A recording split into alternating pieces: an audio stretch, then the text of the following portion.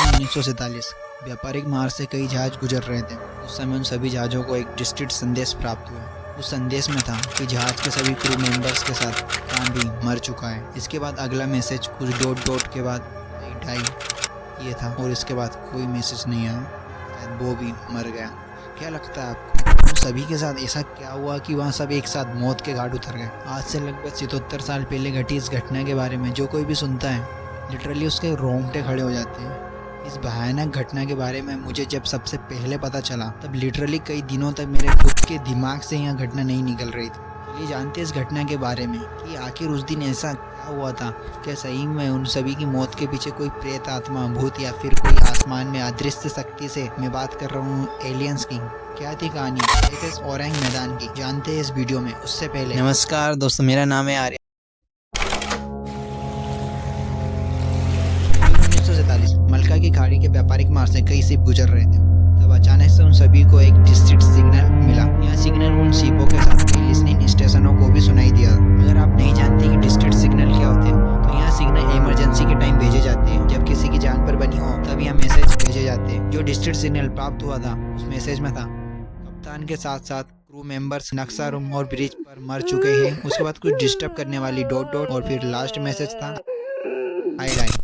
इसके बाद कोई मैसेज प्राप्त नहीं हुआ। शायद उस शिप पर मौजूद आखिरी इंसान भी मर चुका था। इतना सुनकर सभी शिप मदद के लिए जल्द से जल्द एसएस ओरंग मैदान की तरफ बढ़ने लगी। उस समय एक merchant ship the silver star उस रहस्यमय शिप के सबसे नजदीक मौजूद थी और वहाँ डिस्ट्रिक्ट सिग्नल उस मर्चेंट शिप को भी प्राप्त हुए थे।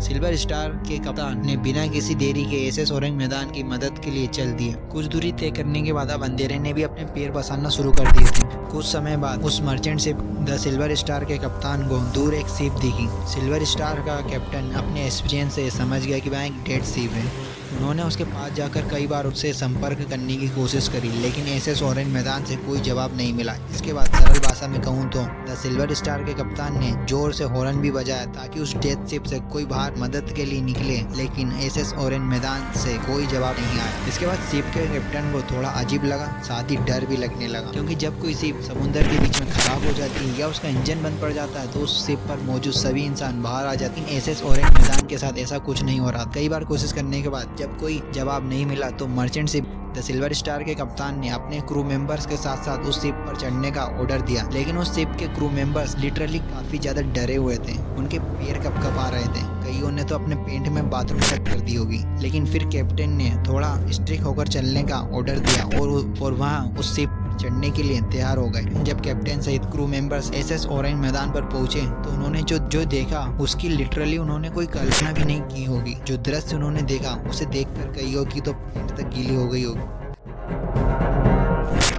एसएस ओरंग मैदान पर मौजूद सभी क्रू मेंबर्स अपनी पीठ के बल मरे हुए पड़े थे। सभी की आंखें खुली हुई थी। इसे देखकर ऐसा लग रहा था कि उन सभी ने अपने जीवन का सबसे भयानक, सबसे डरावना दृश्य देख लिया हो। उन सभी के हाथ इस तरीके से थे जैसे कि वह अपने आप को आसमान की कुछ अदृश्य शक्ति से बचा रहे हो। इसके बाद द सिल्वर स्टार के क्रू मेंबर्स को सबसे ज्यादा डरावनी चीज यह देखने को मिली कि उन सभी मर चुके इंसानों के शरीर पर चोट का कोई भी निशान नहीं था। किसी तरीके से ये पता नहीं चल रहा था कि उनकी मौत किस तरीके से हुई है। यह देखकर लिटरली उन सभी क्रू मेंबर्स की फटने लगी। उनकी जगह कोई भी होता, इनफैक्ट अगर हम भी होते तो हमारी हालत यह दृश्य देखकर इससे भी ज्यादा खराब हो जाती।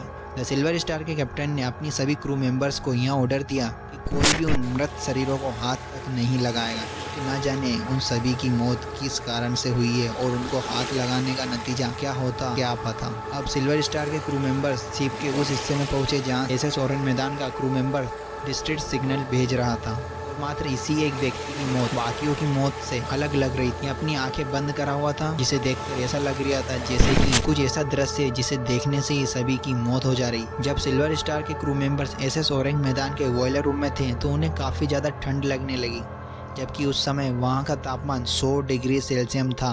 यह सब देखकर वहाँ समझ चुके थे कि उस शिप पर कुछ तो गलत है, कुछ तो अजीब। इसके बाद द सिल्वर स्टार के कैप्टन ने यह फैसला किया कि वह इस शिप को टो करके अपने देश ले जाकर एक्सपर्ट्स को सौंप देंगे, यह जानने के लिए कि आखिर उनकी मौत हुई तो हुई कैसे। इसके बाद जल्द से जल्द सिल्वर स्टार के क्रू मेंबर्स ने उस शिप को टो लाइन से जोड़कर अपनी शिप द सिल्वर स्टार से उसे खींचने की कोशिश की, लेकिन एसएस ओरेंग मैदान अपनी जगह से हिलने को तैयार ही नहीं था। सिल्वर स्टार के कैप्टन ने प्रोपेलर की फुल स्पीड की, तब जाकर वह शिप अपनी जगह से हिला, लेकिन जैसे ही वह आगे बढ़ा उसके अंदर से बहुत सारा धुआं निकलने लगा।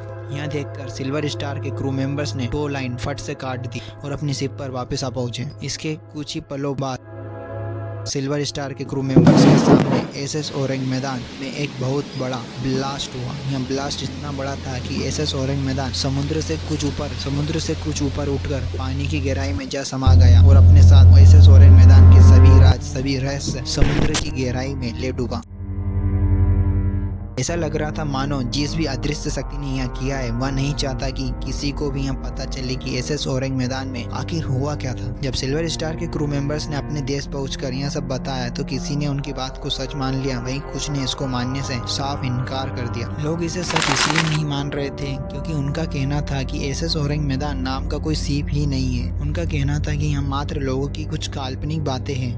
लॉर्ड्स शिपिंग रजिस्टर जिसमें सभी शिपों का रजिस्ट्रेशन रहता है, उसमें भी एसएस ओरेंग मैदान का कोई नाम नहीं था। ऐसा कैसे हो सकता है कि जब एसएस ओरेंग मैदान से डिस्ट्रेस सिग्नल आ रहे थे तो वहाँ सिग्नल सभी ने सुने थे, मात्र सिल्वर स्टार ने नहीं। साथ ही साथ लिसनिंग स्टेशनों ने भी उन सिग्नलों को सुना था। मैं बताता हूँ सच है क्या। दोस्तों, लॉर्ड शिपिंग रजिस्टर में एसएस ओरेंग मैदान का नाम ना होने का कारण खुद एसएस ओरेंग मैदान ही था। वहाँ जानबूझकर किसी की नजरों में नहीं आना चाहता था क्योंकि वहाँ जहाज एक इनलीगल जहाज था। वह अपने साथ घातक गैसें की तस्करी कर रहा था, जैसे कि कार्बन मोनोऑक्साइड और सल्फ्यूरिक एसिड। इसी कारण इस जहाज का लॉर्ड शिपिंग रजिस्टर में नाम नहीं था और शायद इसी गैसों के धुएं से एसएस ओरेंग मैदान के सभी क्रू मेंबर्स मर गए कि कार्बन मोनोऑक्साइड शरीर में ज्यादा जाने से इंसान सांस नहीं ले पाता और उसकी मौत हो जाती है। इसी के साथ जब सिल्वर स्टार के क्रू मेंबर्स एसएस ओरेंग मैदान को ट्रो करके ले जा रहे थे तब यह गैस झटके से बाहर निकलकर आपस में मिल गई और शिप धमाका हो गया।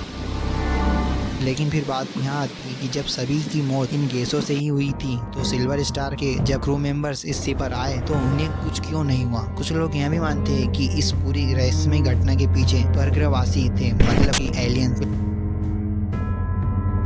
आप सभी को क्या लगता है, क्या वाकई में यह सब इन गैसों के कारण हुआ था या सच में एसएस ओरेंग मैदान के साथ कुछ ऐसा हुआ जिसकी हम कल्पना तक नहीं कर सकते। अगर आपको इसके बारे में कुछ पता है तो कमेंट्स कर बताएं। Thank you for watching this video. अगर वीडियो अच्छी लगी हो तो एक लाइक और चैनल को सब्सक्राइब जरूर करें।